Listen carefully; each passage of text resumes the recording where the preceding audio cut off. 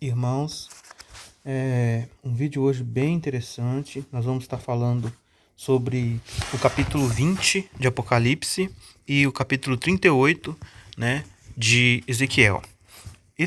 Esses dois textos são bem interessantes porque eles trazem alguns aspectos muito detalhados dos eventos finais.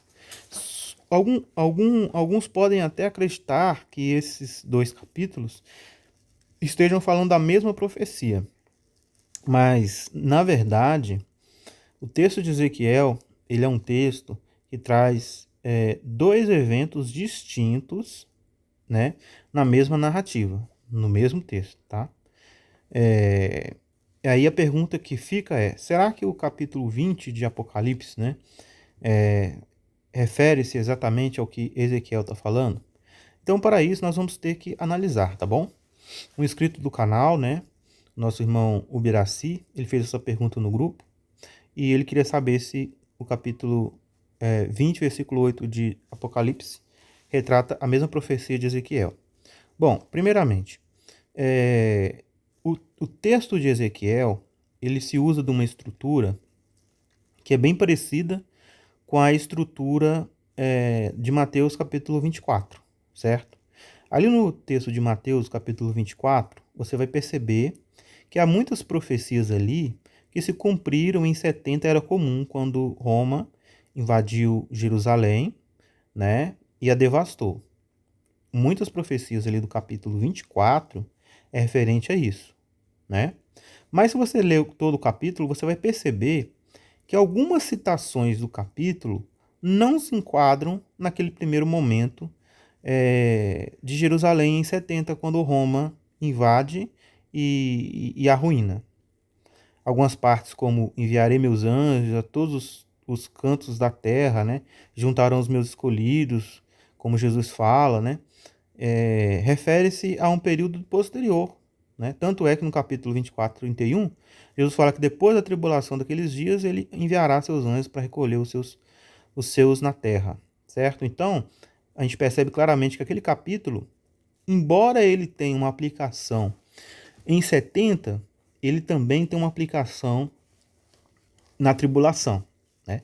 Essa é uma estrutura bem comum observada na Bíblia quando se estuda a Bíblia a fundo. Outro exemplo, Daniel capítulo 11, lá fala sobre o anticristo, certo? A descrição que Daniel 11 dá sobre o anticristo, em algumas partes, se assemelha muito a o que aconteceu com o anticristo, né? Que nós conhecemos, né? Como Antíoco, né? Epifânio, que de fato colocou, né? Colocou o porco, né? Para ser queimado no altar do templo, né? Fez muita coisa, né? Fez muita coisa que de fato ali não podia, né? Antíoco quarto Epifânio, ele tem essa descrição lá no livro de Daniel, né? Falando sobre ele. Só que se você pegar assim mais a fundo a profecia de Daniel, você vai ver também que refere-se a um outro anticristo também que apareceria no fim e que iria zombar no templo de Deus, né? Porque ali no caso ali do Epifânio, né? Antíoco Epifânio, ele colocou o porco ali, né? Porque a lei de Moisés falava que o porco era um animal impuro, né? E ele ofereceu um sacrifício a Zeus dentro do templo. Foi até que aconteceu a revolta, né, dos Macabeus, e aí teve toda aquela história que está descrita lá no livro de Macabeus. Mas aquele cara, né, esse Epifânio, ele praticamente profanou o templo de Deus. É isso que o texto fala. E quando você pega Daniel, você percebe isso. Agora, quando você percebe também que o Apocalipse fala, outros textos falam, que a mesma coisa que esse Epifânio fez, o anticristo também fará, quando ele derrotará os santos, né? Apocalipse fala sobre isso, capítulo 13, né? Humilhará os santos, prenderá alguns, matará outros, os vencerá, né? Apocalipse vai até mais longe. Os vencerá. Apocalipse fala que os vencerá. Então, percebemos claramente que algumas vezes na Bíblia, algumas profecias, elas têm um cumprimento e têm outro cumprimento, né? E aí parece que ela está falando de uma coisa só, mas na verdade são duas coisas distintas. E é importante a gente entender isso, por quê? Porque quando você pega o livro de Apocalipse, capítulo 20, e lê ele, você pode até achar que tudo que está falando ali é o que o capítulo 38 de Ezequiel está falando. Mas de fato não é. O capítulo 20 de Apocalipse está falando apenas uma parte do que Ezequiel está falando. Outra parte que Ezequiel está falando é em outro tempo. Então são dois eventos, tá? São dois eventos distintos, mas que se parecem muito, guardam as mesmas características, como na tribulação que houve em Jerusalém, no ano 70, onde até as mães comeram os filhos e tal, né? Aí Cristo faz uma outra aplicação depois para uma grande tribulação também que haverá em toda a terra habitada. Então, devido às proporções, né? Comparando Jerusalém com o mundo todo, acontecerá uma grande tribulação, certo? O ponto ali é a tribulação. O ponto em comum ali é a tribulação, certo? Né? Eventos que aconteceram em Jerusalém meio que serão espelhados na tribulação, né?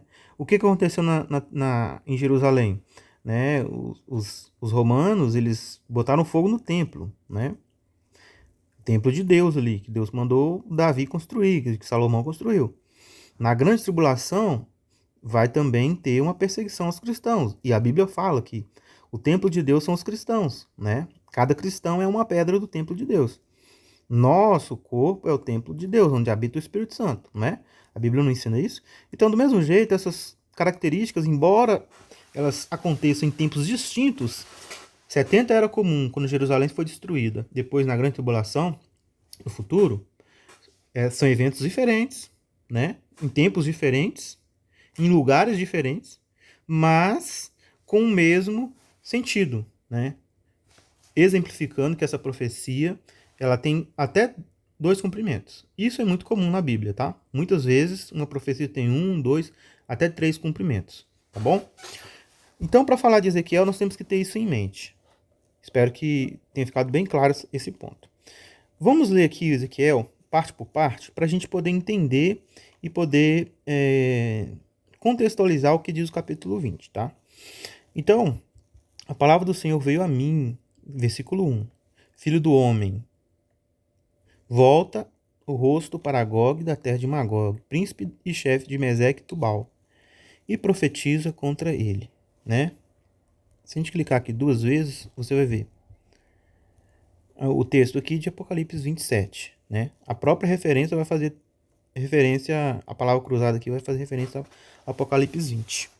Então, o assunto aqui do capítulo 38 é Gog de Magog.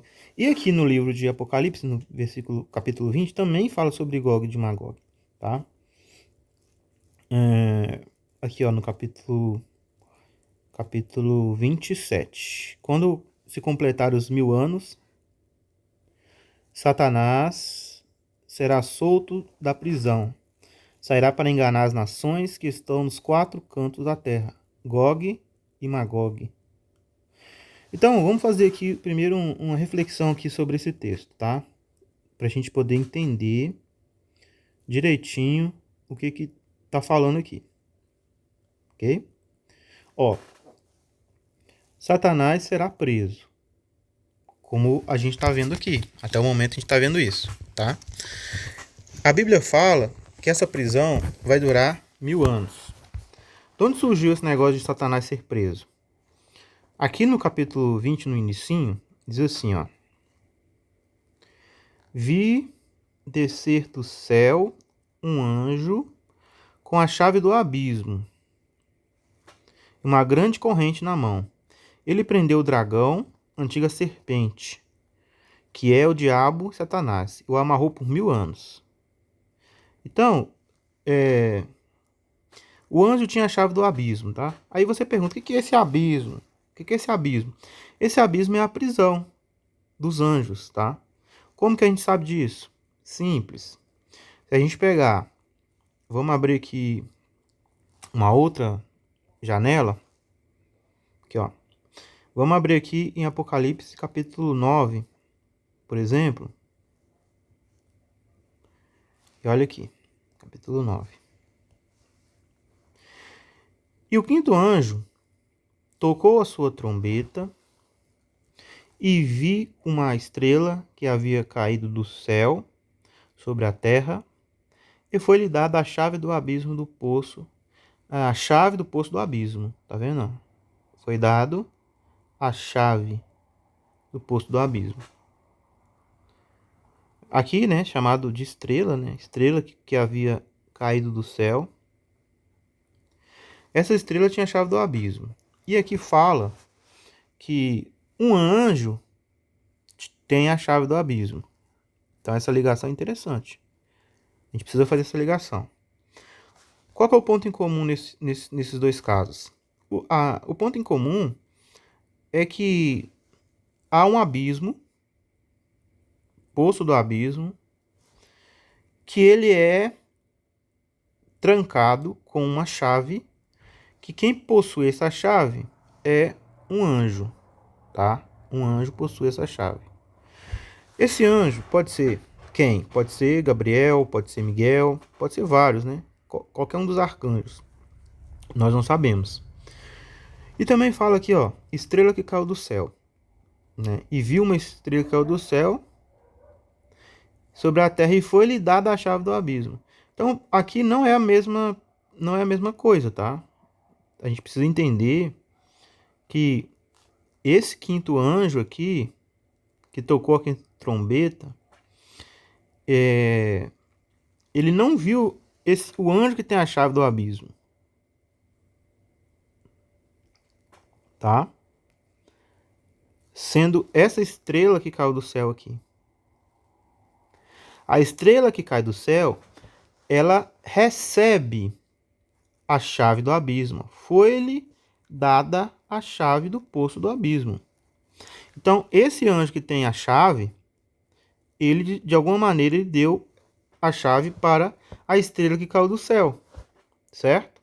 Se nós fazemos comparações com o que nós já sabemos, né? Satanás caiu do céu e tal, foi enviado para a terra, né, com seus anjos e tal. Tudo leva a crer que essa estrela que caiu do céu refere-se a Satanás. Um dado momento, o anjo Miguel, Rafael, ou qualquer um deles, né, que sejam os arcanjos, eles vão entregar a chave do abismo para Satanás. Por um momento só. Só para ele abrir esse abismo. E quando ele abre o abismo, olha, quando ela abriu o poço do abismo, a estrela, né? Quando ela abriu o poço do abismo, subiu fumaça do poço, como fumaça de uma grande fornalha. Então o sol e o céu escureceram com a fumaça do poço. E o que sai lá de dentro? Né? Sai de dentro o anticristo, tá? Aqui você vai ver a descrição de demônios, tá? E no final, aqui que são gafanhotos, né? No final você vai ver aqui o líder. O líder também vai sair, né? Que diz assim: tinha caudas com ferrões semelhantes às dos escorpiões. Na cauda estava seu poder para causar tormento aos homens durante 5 meses. Tinha o rei sobre eles. Então, no abismo há um rei, tá? No abismo há um rei preso, um chefe, certo? Um cabeça. O anjo do abismo, cujo nome em hebraico é Apolion, Abaddon. Em hebraico, em grego, Apolion. Então, isso aqui tem a ver com destruição, tá? Apolion e Abaddon é destruição, destruidor, o que causa ruína. Que exatamente é o mesmo termo, não vamos entrar aqui agora, porque o estudo senão vai ficar muito comprido, mas é a mesma expressão usada para o anticristo em algumas cartas de Paulo, né? Quando chama o anticristo de filho, o filho da destruição, né? Filho da destruição. Será manifesto o filho da destruição, da perdição, tá? Então, é a mesma raiz no grego, Apolion e no hebraico, Abaddon, certo? Então, o anjo do abismo é um demônio, né? Que está lá preso desde a época de Noé. Está lá no poço do abismo, trancado lá na cadeia. Por que a gente sabe que lá é uma cadeia? Aqui, ó. Apocalipse fala assim, ó. Lançou no abismo, onde fechou e pôs o selo sobre ele. Certo? Agora, um pouquinho mais para cá.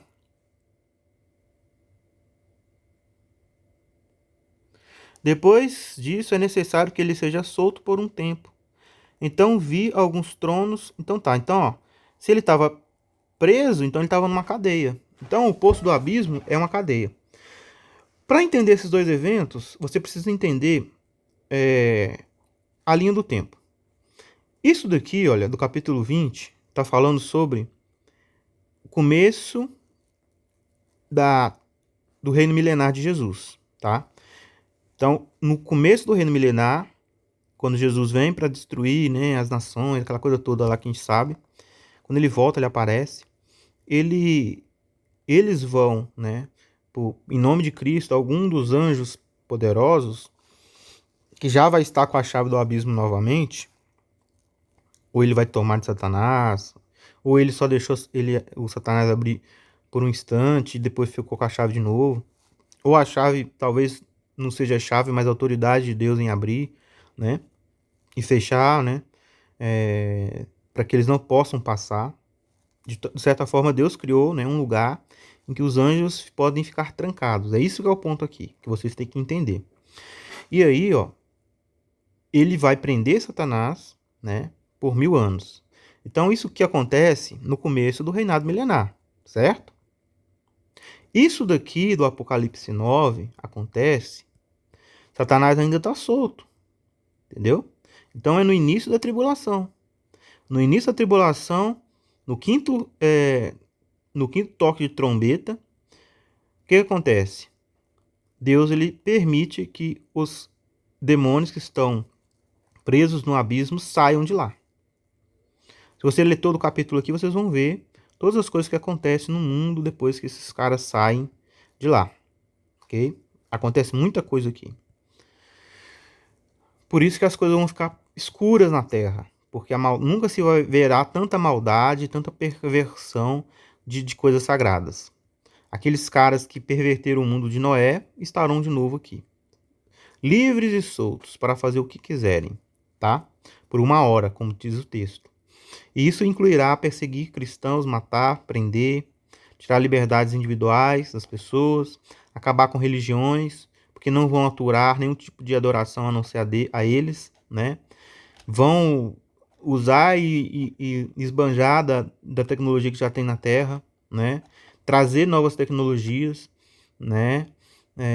E criar a imagem da fera, que é a própria imagem deles, tá? Isso aí, nós já estamos vivendo essa parte aí, tá? Das tecnologias e tudo, né? Eles só não estão soltos ainda, porque a tribulação ainda não começou. Eu acredito que essa parte aqui só vai se cumprir no toque da quinta trombeta e aí é o início da tribulação, tá bom? Isso aí devido a outras partes da Bíblia, né? Que nós não vamos entrar aqui agora. Voltando no nosso texto aqui de Apocalipse, capítulo 20. Então vocês entenderam que ele foi preso, né? Ficou 1000 anos presos e aí depois foi solto, certo? O que interessa agora é isso aqui, ó. Quando se completar os 1000 anos, pronto, passou 1000 anos, tá? Então, ó, passou 1000 anos desse ponto até esse ponto aqui. E Satanás nesse ponto todo aqui estava preso, então ele vai ser solto, tá? Aqui ele foi preso e aqui ele vai ser solto. Passou 1000 anos, ele é solto. O que acontece? Ele vai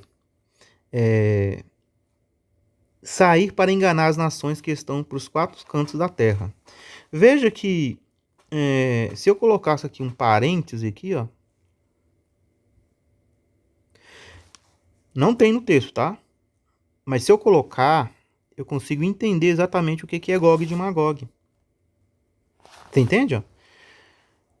Olha aqui. E sairá para a guerra, e sairá para enganar as nações que estão nos 4 cantos da terra. Quem que é o sujeito aqui? As nações, tá? Claro que Satanás, aqui está falando dele aqui, o que ele vai fazer. Mas o ponto é que as nações, nos 4 cantos da terra, vírgula, Gog e Magog. Por que eu não estou falando que Satanás é o Gog de Magog? Porque aqui embaixo explica, ó, cujo número é mais como a areia do mar, a fim de ajuntá-los para a guerra. Então, Gog e Magog, no texto aqui, ele se refere a nações. As nações. Que nações? Dos quatro cantos da terra. Como isso é possível? Bom, simples. Quando Cristo voltar, Cristo voltou. Ele vai reinar por 1000 anos em Jerusalém, tá? Então vou colocar aqui essa casinha aqui como se fosse Jerusalém, tá? Vamos supor aqui. Gente, o mundo inteiro tem várias nações, tá? Cada círculo desse é uma nação. Tem Brasil, tem Estados Unidos, tem França, Itália, Etiópia, tem várias nações. O reino de Cristo é em Jerusalém. Lá não fala assim que ele vai reinar as nações com vara de ferro e ensiná-los a justiça? Então o reino, ele é abrangente, ele não vai ser implantado a goela abaixo. Cada vez ele vai aumentando na terra e vai influenciando os moradores da terra. Ok? Só que mesmo assim, as nações vão ter seus lugares, certo? Elas vão ter suas leis, né? Tal, mas elas vão ter que respeitar a lei do Cristo. Isso aí é um fato. Mas nos 1000 anos, essas nações, a gente vê, né, em outras partes da Bíblia que muitos morrerão com 400 anos, com 500 anos. Então essa galera, ela vai ser salva da destruição do Armagedon. Muitos sobreviverão, mas eles não serão como a igreja de Cristo, o corpo de Cristo, os santos e fiéis, e os santos apóstolos e profetas, não serão. Os santos apóstolos e profetas, eles terão já a imortalidade. Eles têm a primeira ressurreição. Nós vamos ler isso aqui. Os demais mortos, não. O que é os demais mortos? Os demais mortos é os que ainda não ressuscitou para a vida gloriosa. Entendeu? Por isso que tem duas ressurreições. A primeira ressurreição refere-se à igreja de Cristo e os profetas. Tá?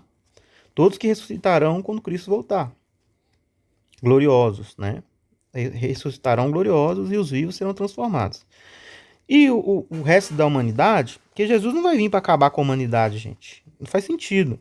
Jesus ele vem para implementar o reino dele aqui. E o reino dele é em Jerusalém. O trono dele, a Bíblia testemunha que é em Judá. O trono, é o trono de Davi. Ele herda o trono de Davi. Então ele se assenta no trono de Davi que será reconstruído. Ele vai reconstruir a casa de Israel. O reino de Israel. Hoje é um país, mas vai voltar a ser um reino. O reino do Messias. O Messias vai atuar no mundo a partir dali. Entende? Mas vai existir outras nações. Tanto é que a Bíblia fala que os reis das nações vão ter que ir levar presentes para ele.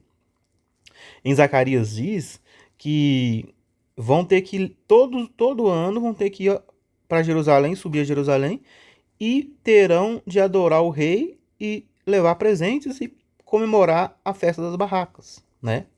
Tanto é que é apoiado em Apocalipse 21 também, né? E Deus morará com eles e será seu povo, né? Tabernacular, né? A palavra lá é tabernacular. Ou seja, a festa das barracas, dos tabernáculos, vai ser cumprida no milênio.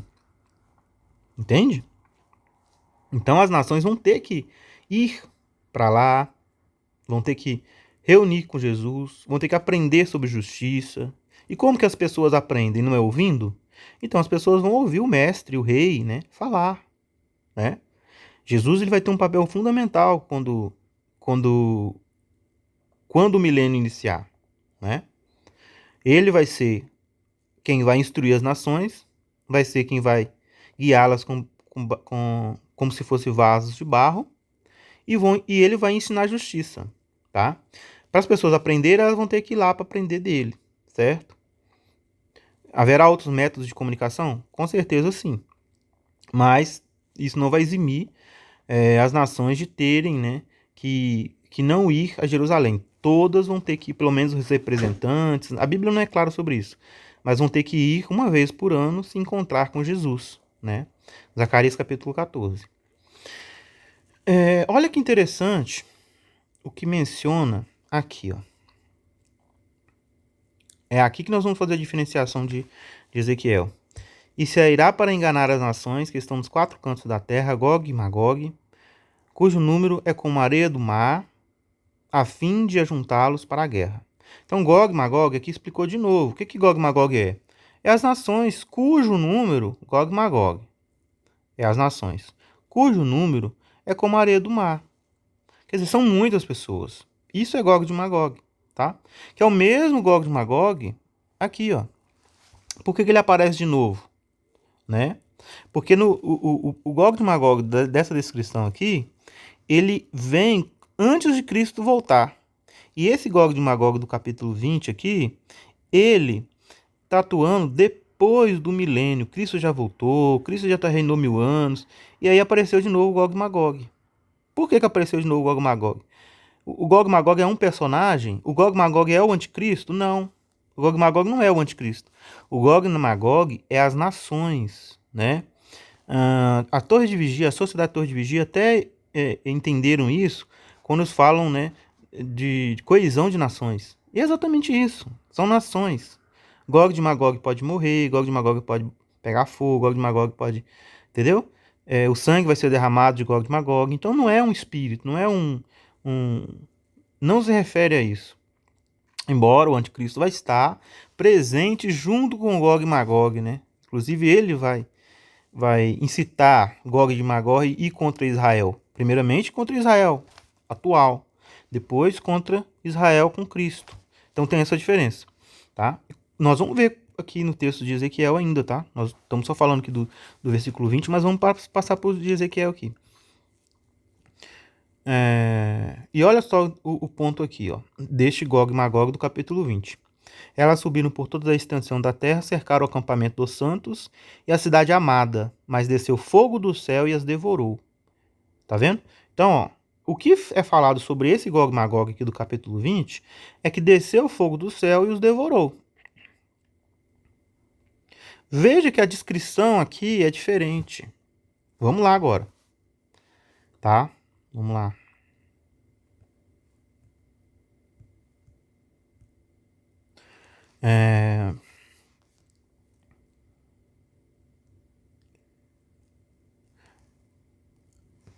Versículo 3, dizendo: Assim diz o Senhor Deus, coloco-me contra ti, ó Gog, príncipe e chefe de Meseque e Tubal. Tá vendo? Olha, a referência aqui é a pessoas. Meseque e Tubal eram algumas regiões, né?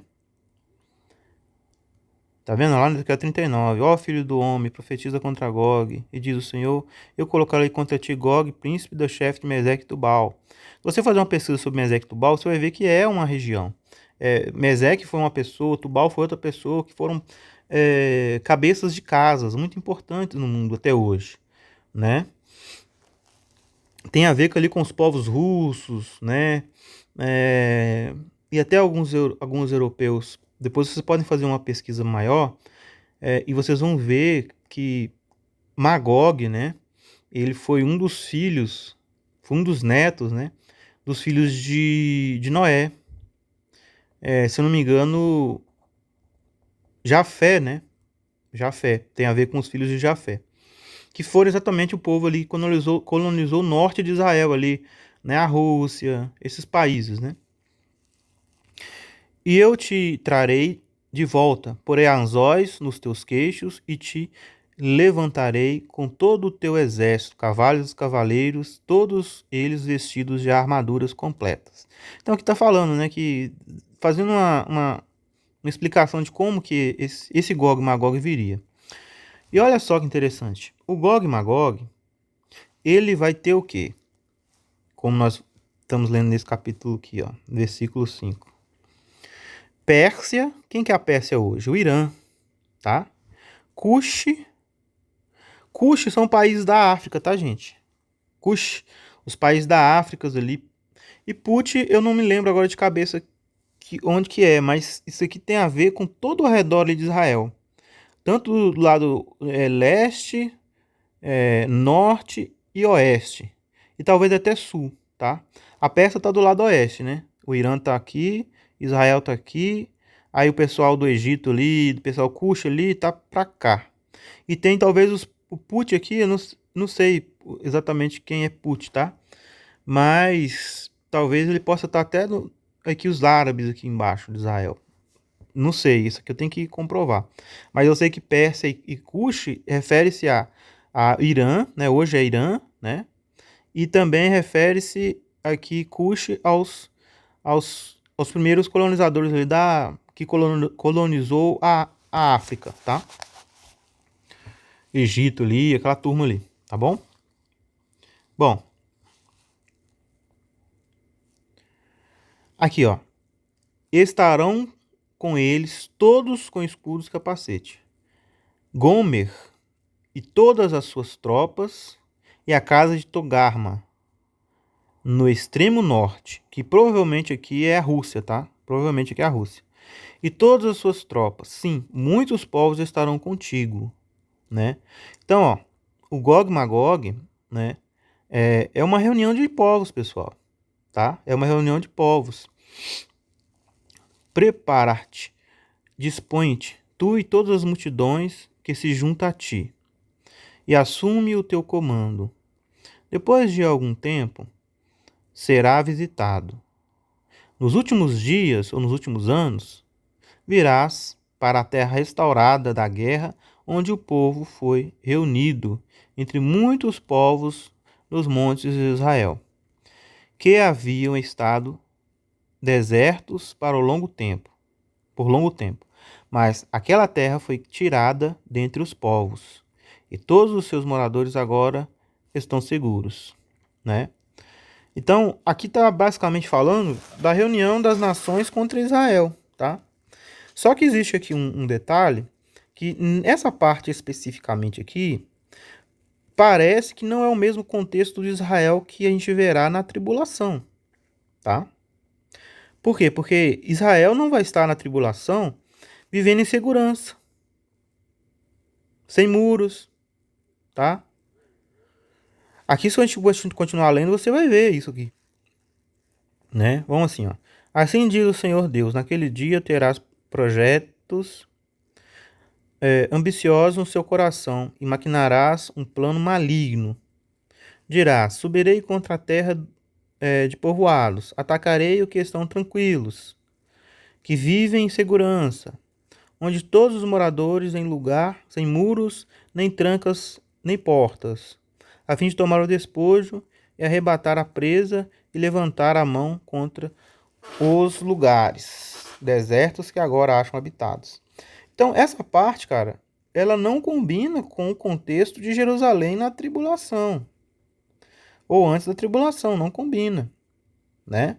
Aqui tá falando de sem muros, né? Portas sem trancas, vivendo em paz. Isso não acontece hoje, né? Isso que parece que refere-se ao período depois do milênio. Vai ter 1000 anos de paz na Terra. Então, sim, aí justificaria essas palavras, no meu ponto de vista. Entende? Então, nesse ponto aqui, eu acho que a profecia, ela começa a falar do futuro, da época aqui, ó, do capítulo 20. Entende? Que é depois que Satanás ele é solto. Nesse ponto aqui da profecia. Por causa desses detalhes. As casas não terão trancas, o pessoal estará vivendo em segurança. No contexto atual, a gente sabe que Israel passa por guerras dia sim, dia outro também, né? Sendo ameaçado por Irã, por Hamas, né? Por terroristas, né? Então eles não estão vivendo em segurança, né? Eles vivem trancados, né? Eles precisam ter toda a questão de segurança. Tem um domo de ferro, né? Então não está assim. Então eu vejo que essa parte aqui, ela se refere ao tempo do reinado do messiânico, que Israel de fato vai viver uma paz fora do normal, entendeu? Fora do comum, né? Cristo, né? O rei da paz. Cristo é o rei da paz, né? Meleque Sedequeno, da justiça, e Meleque Shalom, rei da paz. Meler Shalom e Meler Sedequeno, né? Em hebraico. Rei da paz e rei da justiça. Então, para mim, eu vejo que essa parte aqui da profecia de Ezequiel refere-se a este evento. E note que esse evento é depois dos 1000 anos. Este evento é depois dos 1000 anos. Tem que ficar claro isso. Só que no final, que se você continuar lendo, vai mudar o tom da conversa. Então tu e todas as tuas tropas e multidão que está contigo subirão e avançarão como uma tempestade, e serão como uma nuvem para cobrir a terra. Assim, diz o Senhor Deus, naquele dia terás projetos ambiciosos no coração e maquinarás um plano maligno. Dirás, subirei contra a terra povoados, atacarei os que estão tranquilos, que vivem em segurança. Já leu essa parte, né? Sabá e Dedã, os marcadores de Tarsis, com todos os seus leões vigorosos, te dirão: acaso vens para tomar o despojo? Aqui são os povos que moram perto de Israel, tá, pessoal? Aquela turma que mora ali perto de Israel. Sabá, né? Tem a rainha de Sabá, que é Etiópia, né? Dedã, eu não lembro, né? Tarsis fica perto ali, né? Paulo de Tarsis, né? Então é a mesma região lá que Tarsis, é próximo ali, né? Como todos os seus leões vigorosos te dirão: acaso vens para tomar o despojo? Quer dizer, são nações que ainda vai estar meio indecisa, né? Se vai atacar Israel, se não vai. Mas no final vão acabar, de certa forma ou de outra, também atacando, né? Mandando algum representante para atacar. Depois assim. Portanto, filho do homem, profetiza e diz a Gog: assim diz o Senhor Deus. Por um acaso, naqueles dias, quando o meu povo Israel habitar seguro, tu não saberás? Virás o teu lugar, lá do extremo norte, tu e muitos povos contigo, tá? Que basicamente aqui, nessa parte, né, ele atribui a Gog ali os povos do norte e os outros povos que vão se juntar com ele, tá? Mas no Apocalipse, como a gente já viu, ele refere-se a Gog como as nações, em geral, tá?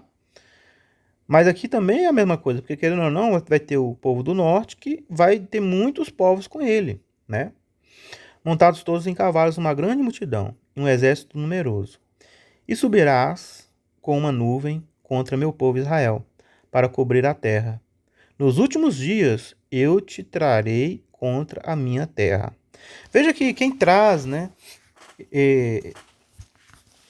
Quem traz Gog e Magog contra o povo de Israel é o próprio Deus, gente. O próprio Deus, ele vai trazer Gog e Magog contra Israel.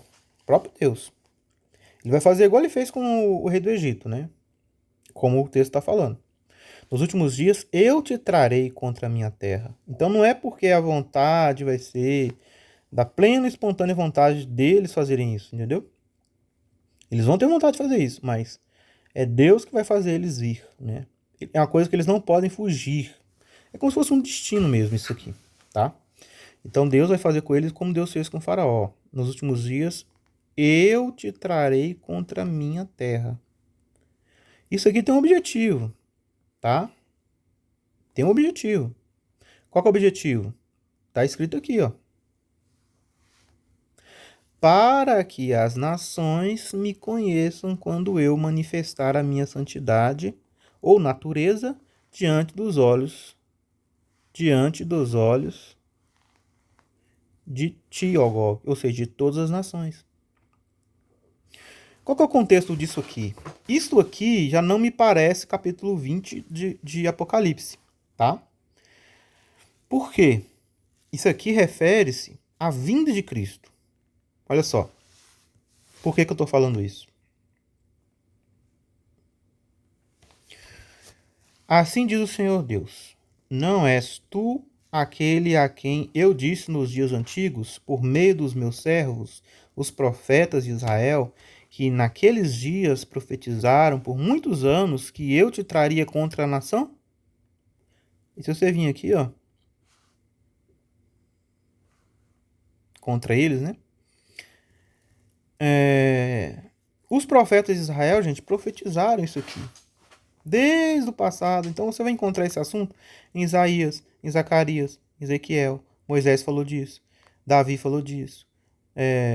Muitos profetas falaram disso, tá? Muitos profetas falaram disso. Como que a gente sabe? Aqui é o próprio Zacarias. Se você pegar aqui o capítulo 12 de Zacarias inteiro, você vai ver isso aqui, ó. Farei de Jerusalém uma taça que embriague todos os povos ao redor, e também Judá durante a cerca contra Jerusalém. Naquele dia farei de Jerusalém uma pedra pesada para todos os povos. Todos os que tentarem erguê-la serão gravemente feridos. Todas as nações da terra se ajuntarão contra ela. Naquele dia, diz o Senhor, ferirei de medo todos os cavalos, e de loucura e as montanhas neles, mas abrirei os olhos sobre a casa de Judá e ferirei a cegueira a todos os cavaleiros do seu povo. Então os chefes de Judá dirão no coração: os habitantes de Jerusalém são a minha força por causa do Senhor dos exércitos. Naquele dia, porei os chefes de Judá como um braseiro ardente no meio da lenha, como uma tocha entre os feixes de espigas, e eles devorarão todos os povos ao redor, e à direita e à esquerda, e Jerusalém será habitada outra vez no seu lugar, no seu próprio lugar, em Jerusalém mesmo. Então, gente, aqui é o seguinte: os profetas profetizaram que Deus traria as nações contra Judá. Quem que vai ser usado para fazer isso? O Gog e Magog. O que esse Gog e Magog aí ele representa? Ele representa as nações, só que não, as nações por si só, elas não vão querer ir atacar Israel. Elas vão ter que ter um motivo, uma motivação, tá? Quem que vai fazer essa motivação? É Gog e Magog, tá? Embora ele seja também uma coalizão de nações, são as nações em si, né? A presença dele se manifesta por meio das nações. Existe uma influência pesada por trás de Gog e Magog, que creio eu, né? Minha crença, que na vinda de Cristo será orientada pelo anticristo e o diabo, né? Satanás, a besta, o falso profeta, né? Que vai instigar as nações aí contra Israel. E depois dos 1000 anos, não tem como mais o anticristo fazer isso, porque ele vai ser jogado no lago de fogo, né? No começo dos 1000 anos. O falso profeta também, e a besta também, né? Quer dizer, o anticristo é a besta. Né? O anticristo é a besta e o falso profeta. Vão ser lançados no lago de fogo. Os dois vão ser lançados no lago de fogo. Então, no Apocalipse 20, quem que vai instigar as pessoas é Satanás. Tá? E Satanás instigando as pessoas, as nações, é Gog e Magog. Entendeu? A explicação de Gog e Magog não é só a colisão de nação em si. Se for só as nações, não é Gog e Magog. É as nações, como a areia do mar, junto com uma instigação. Essa instigação é quem? No contexto do capítulo 20 de Apocalipse, é Satanás que vai instigar. Porque o falso profeta e o anticristo já estarão no lago de fogo, inativos, não vão poder interferir mais nada.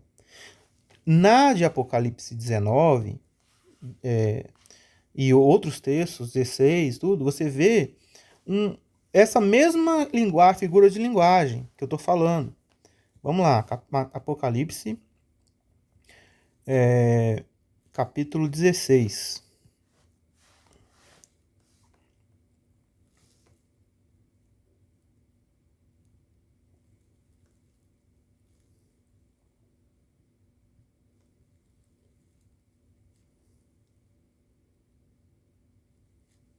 Aqui, versículo 13. Vi saírem da boca do dragão, dragão é o diabo, né? Da boca da besta, o anticristo, e a boca do falso profeta, né? Ó, 3 espíritos impuros, semelhantes a rãs. Esses espíritos são de demônios que operam sinais. Eles vão ao encontro dos reis de todo o mundo a fim de reuni-los. A finalidade deles, ó. Finalidade. A fim de reuni-los para a guerra de Deus Todo-Poderoso. Então, tá vendo que as nações vão ser instigadas, né, antes da vinda de Cristo, por esses três espíritos que saem da boca do falso profeta, do diabo e do anticristo, certo? Então, tá vendo que Gog de Magog, ele é uma junção de nações, né, colisão de nações, mas essa colisão ela precisa ter esse elemento de alguém instigando eles para fazer um objetivo. Porque só as nações por si só, elas não irão fazer isso. Entende?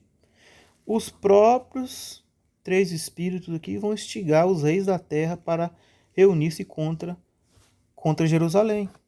A guerra de Deus contra esse povo vai ser porque eles vão maltratar Jerusalém, a cidade santa, os judeus, os santos, os cristãos, tá?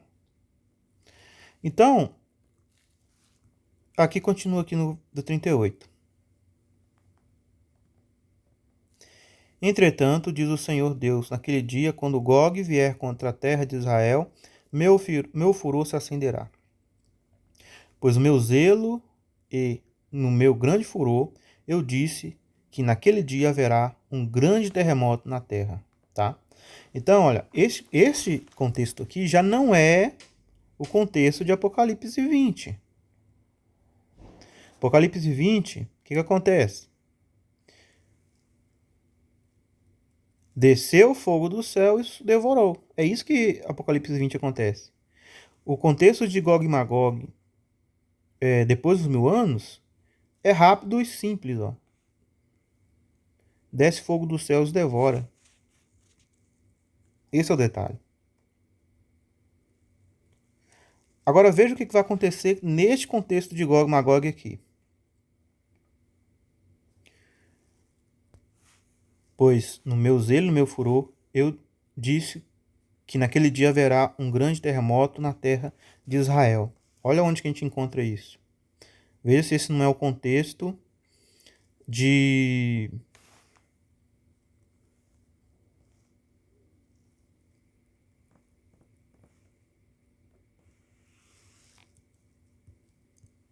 aqui, ó.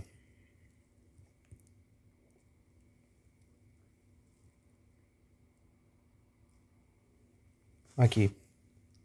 Zacarias capítulo 14. Fugireis pelo vale dos meus montes, pois o vale dos montes chegará a Azel, e fugireis assim como fugiste de diante do terremoto, nos dias de Uziel, né, de Uzias. Não, isso aqui é um outro contexto, né? O contexto que eu queria mostrar mesmo é de Apocalipse. Fala do grande terremoto, tá? Deixa eu ver aqui se eu acho ele aqui. É Apocalipse. Apocalipse.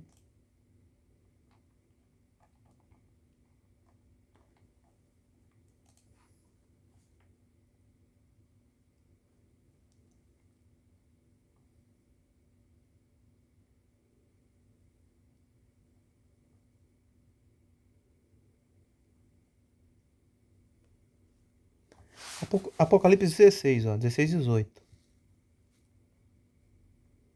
E lembre que o Apocalipse 16 e 18 retrata-se a vinda de Cristo, tá? Isso tudo aqui Jesus não veio ainda, tá? E houve relâmpagos, estrondos e trovões, e houve também um grande terremoto, tão forte como nunca havia ocorrido desde que os homens existem sobre a terra. Então esse terremoto aqui, ó, esse terremoto aqui é a nossa chave para entender essa parte de Ezequiel.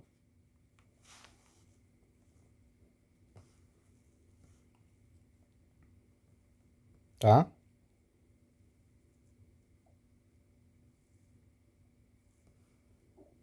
Essa que é a ligação. Então você vê que nessa parte aqui de Ezequiel 18, 38, 18, 20, aliás, 38, 20, a referência são os eventos de Apocalipse 16, da Guerra do Armagedon. Não é com relação ao fogo que desce do céu e os devora. Aqui já é outro contexto. Certo? E os montes serão deitados abaixo. Em Zacarias fala que quando Jesus Cristo vir, né, pisar no Monte das Oliveiras, os montes se derreterão. A Bíblia fala disso em um monte de lugar, né? Tudo isso referindo-se ao quê? À vinda de Cristo. Armagedon. Não o fim dos 1000 anos. Tá? Não o fim dos 1000 anos.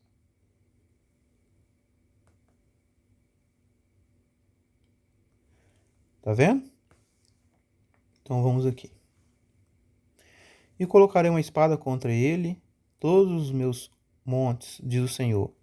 Espada de cada um voltará contra o seu próprio irmão. Se você pegar lá no livro de Zacarias, capítulo 14, 13, você vai ver. Naquele dia também acontecerá que haverá parte do Senhor, uma grande perturbação entre eles, porque cada um pegará na mão de seu próximo e cada um levantará a mão contra o seu próximo, né? Então isso aqui são coisas relacionadas ao Armagedon, tá? Não relacionadas ao que vai acontecer no fim dos 1000 anos. Assim eu me engrandecerei e me santificarei, e me tornarei conhecido aos olhos de muitas nações, e saberão que eu sou o Senhor. Por que que isso vai acontecer, gente? É por causa disso aqui, ó. Vou contar a história para vocês aqui. Jesus, ele veio à Terra, se batizou, pregou, curou, ressuscitou mortos, fez milagre, se entregou, morreu por nós. 2000 anos atrás. Ressuscitou no terceiro dia, subiu aos céus e está sentado à direita de Deus Pai Todo-Poderoso, né? A humanidade conhece Jesus? Não, não conhecemos. Nós ouvimos falar dele, mas a gente não conhece. A gente não conhece Jesus. A gente sabe as coisas que a Bíblia fala. Além disso, a gente não sabe mais nada. Qual é o objetivo de Jesus? O objetivo dele é ser conhecido entre as nações. E como que ele vai ser conhecido entre as nações? Convocando todas as nações para lutarem contra Israel. Ele vai endurecer o coração dessas nações, ou esses corações já estão duros, né, pelo próprio pecado e maldade. Mas de todas as formas, como o capítulo de Ezequiel falou, isso parte dele, parte de Cristo, é a prerrogativa dele, de trazer essas nações contra Israel, com o objetivo de engrandecer a sua chegada e se tornar conhecido aos olhos de muitas nações. É assim que a humanidade vai conhecer Cristo. Desse jeito aí. Então, esse texto de Ezequiel, a pergunta que o nosso amigo Beraci fez no grupo, esse livro de Ezequiel 38 refere-se a Apocalipse? Em partes. Em partes. Mas é tudo de Apocalipse? Não. Muita coisa está ligado à vinda de Cristo, à vinda de Jesus. Mas algumas descrições desse capítulo não se enquadram ao contexto da vinda de Jesus. E já se aplicam, já se enquadram mais no contexto de 1000 anos de paz. Né?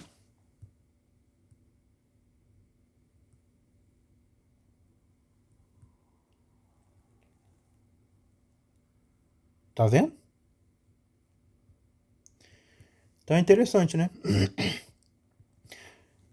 A profecia, ela se desdobra, ela aponta para dois tempos distintos, com eventos parecidos, né? É interessante a gente entender esses eventos, são diferentes.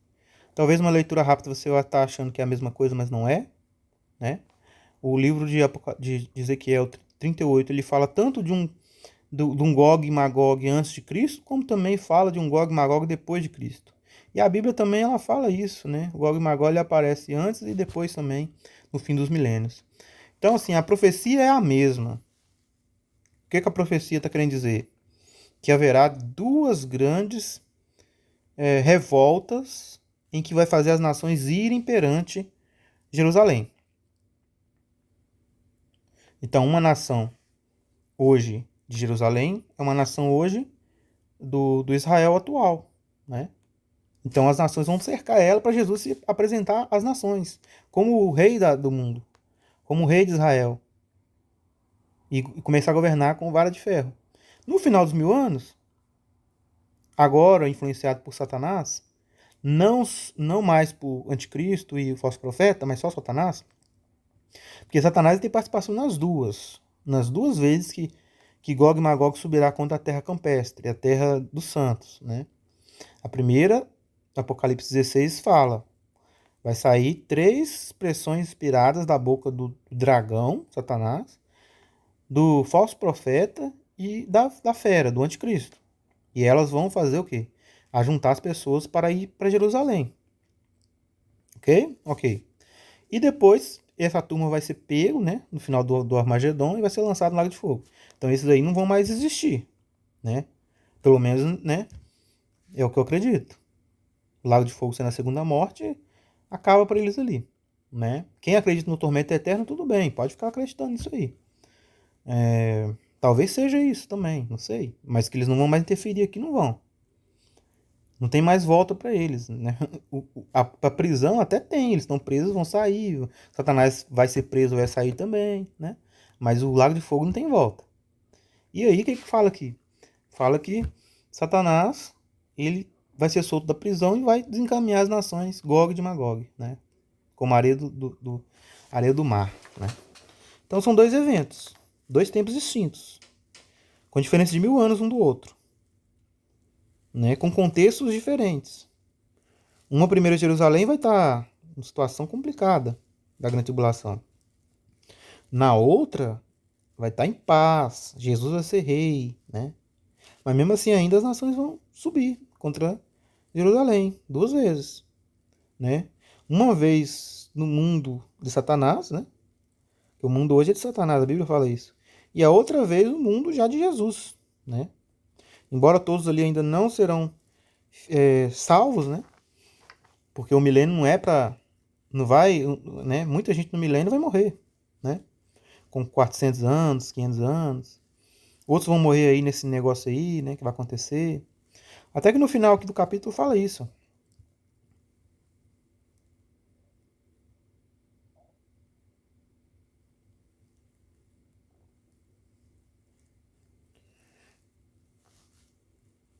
E todo aquele que não se achar escrito no livro da vida foi jogado no lago de fogo, né? Então aqui, né, para mim fica claro que muitas das nações vão viver no milênio, né? A vida delas vão ser prolongadas. Como que eles vão ser prolongadas? A Bíblia fala que eles vão ter que comer das árvores da vida, né? Que vai estar em Jerusalém. Então vão prolongar a vida deles, né? Eles não vão ter vida eterna, só por si só, como a igreja, né? Não, eles vão ter que comer lá os frutos da árvore da vida, né? Das folhas, né? Não é aquela árvore da vida lá, né, que os cristãos vão comer quando vencer, não, né? Aqueles que são plantados lá no capítulo 21. Se você pegar lá o capítulo 21 do Apocalipse, você vai ver isso, né? Você virá para a cura das nações, ó. Capítulo 21 de Apocalipse.